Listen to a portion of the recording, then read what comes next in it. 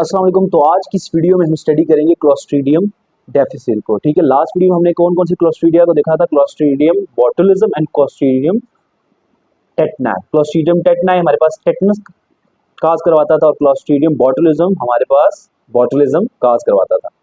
इस वीडियो में हम देखेंगे क्लोस्ट्रीडियम डेफिसाइल। ठीक है, वही कॉमन प्रॉपर्टीज होंगी। ठीक है, ये हमारे पास स्पोर्स बनवाते हैं। ठीक है, और हमारे पास एनएरोबिक मीडिया में ग्रोथ होती है इनकी, एनएरोबिक मीडिया में, और हमारे पास ये डीप इन द सॉइल, ठीक है, ये रिजाइड करते हैं और ऑक्सीजन के लिए टॉक्सिक होती है। ठीक है, जब भी इनका ऑक्सीजन से एक्सपोजर होता है तो साथ ही हमारे पास अनफेवरेबल कंडीशन में क्या बना लेते हैं, स्पोर्स बना लेंगे। ओके, अब इसका ट्रांसमिशन कैसे होता है, फीकल और रूट के थ्रू। ठीक है, जब भी आप अपनी हैंड वॉशिंग हाइजीन प्रॉपर तरीके से नहीं करेंगे तो जाहिर सी बात है। ठीक है, अगर हॉस्पिटल में अगर आप देखें, हॉस्पिटल सेटिंग में क्या होता है कि वॉशरूम लोग कॉमन यूज करते हैं। ठीक है, तो इससे क्या होता है कि किसी और के जो जर्म्स है, ठीक है, अगर आपने हाथ सही से वॉश नहीं किए तो वो आपके ऑरल रूट के थ्रू, अगर आप खाना उसी हाथों से खाते हैं तो वो आपके गट में चले जाएंगे। ओके, तो इसके रिजल्ट में कौन सा डायरिया होता है, हॉस्पिटल एक्वायर्ड। ठीक है, बाकी जितने डायरियाज होते हैं वो फूड पॉइजनिंग की वजह से हो रहा है, किसी भी वजह से हो रहा है, लेकिन ये जो हमारे पास डायरिया है ये हॉस्पिटल एक्वायर्ड डायरिया है, और ये हमारे पास किसकी वजह से होता है, क्लोस्ट्रीडियम डेफिसिल की वजह से। अब नॉर्मली जो क्लोस्ट्रीडियम डेफिसिल है, ठीक है, ये आपकी गट को जाके इफेक्ट कर ही नहीं पाएगा, क्योंकि गट में आपके जो नॉर्मल फ्लोरा होते हैं प्रोबायोटिक्स, वो क्या करते हैं, क्लोस्ट्रीडियम डेफिसिल की ग्रोथ को लिमिट करके रखेंगे। ठीक है, लेकिन अगर पेशेंट ले रहा है एंटीबायोटिक्स, कोई भी क्लेंडामाइसिन ले रहा है, कोई और एंटीबायोटिक ले रहा है, या कोई कीमोथेरेपिक ड्रग ले रहा है, प्रोटॉन पंप इनहिबिटर्स ले रहा है, उसके रिजल्ट में क्या होगा कि जो गट के नॉर्मल फ्लोरा है ना वो डिस्ट्रॉय हो जाएंगे।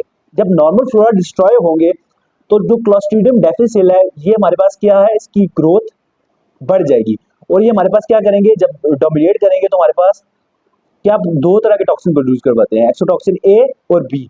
अब ये जो एक्सोटॉक्सिन ए और बी है ये एंटीरोसाइट्स में क्या करते हैं, एंटीरोसाइट्स की सेल मेम्ब्रेन पे हमारे पास होती है जी प्रोटीन। ठीक है, अब ये जी प्रोटीन पे हमारे पास क्या करते हैं, ग्लूकोज ऐड करते हैं। ठीक है, ये दोनों के दोनों ग्लूकोसाइल ट्रांसफरेजेस होते हैं। ठीक है, जिसके रिजल्ट में जी प्रोटीन आगे से क्या करवाएगा, इन फ्यूचर डीपोलिमराइजेशन करवाएगा एक्टिन की। एक्टिन प्रोटीन की क्या करवाता है, डीपोलिमराइजेशन। ठीक है, जब एक्टिन प्रोटीन की डीपोलिमराइजेशन होती है तो एक्टिन प्रोटीन हमारे पास क्या है, साइटोस्केलेटन का पार्ट है, तो सेल का जो स्ट्रक्चरल इंटीग्रिटी है वो ठीक नहीं रहेगी, और सेल की क्या हो जाएगी, अपोप्टोसिस हो जाएगी।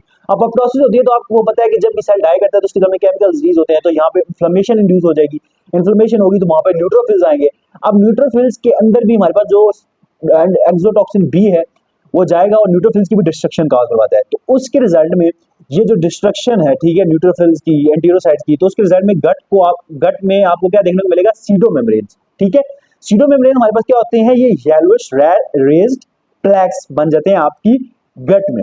ओके, अब ये हमारे पास क्या है, कोलोन का इंटरनल स्ट्रक्चर हम कोलोनोस्कोपी के थ्रू या सिग्माइडोस्कोपी के थ्रू देख रहे हैं। ठीक है, इसमें हमारे पास ये येलोइश कलर के रेस्ड प्लैक्स हमें नज़र आ रहे हैं। ठीक है, ये हमारे पास क्या है, सीडो मेम्ब्रेन्स। ठीक है, सीडो मेम्ब्रेन्स हैं जो हमारे पास किस बैक्टीरिया के इन्फेक्शन के रिजल्ट में मिलती हैं, क्लोस्ट्रीडियम डेफिसिल के रिजल्ट में। ठीक, क्लोस्ट्रीडियम डेफिसिल के रिजल्ट में हमारे पास क्या मिलेगी, सीडो मेम्ब्रेन्स मिलेगी कोलोन में। ठीक है, जिसको हम कोलोनोस्कोपी के थ्रू या सिग्माइडोस्कोपी के थ्रू देखते हैं।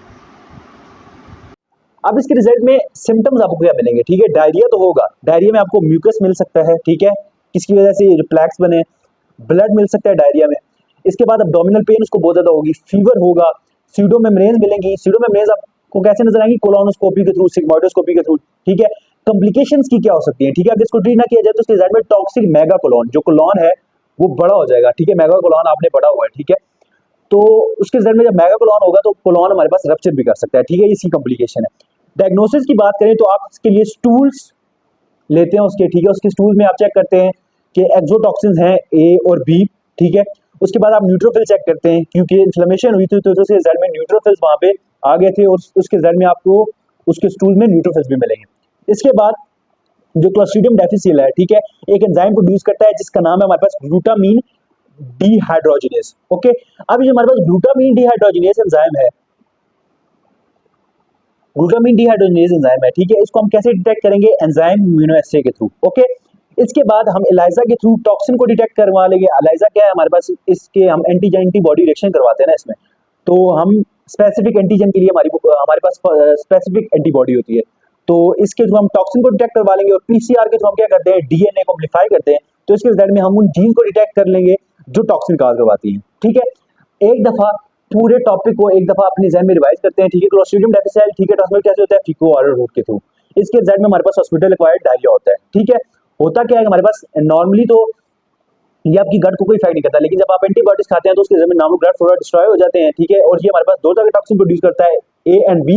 वो हमारे पास क्या है, ग्लूकोसाइड ट्रांसफरेजेस है। इसके रिजल्ट में हमारे पास क्या होता है, डीपोलिमराइजेशन होता है एक्टिन की, जिसके रिजल्ट में अपोप्टोसिस होती है। ठीक है, इन्फ्लेमेशन होगी और हमारे पास सीडो मेम्ब्रेन्स बन जाएगी गट के अंदर। Okay, thank you so much.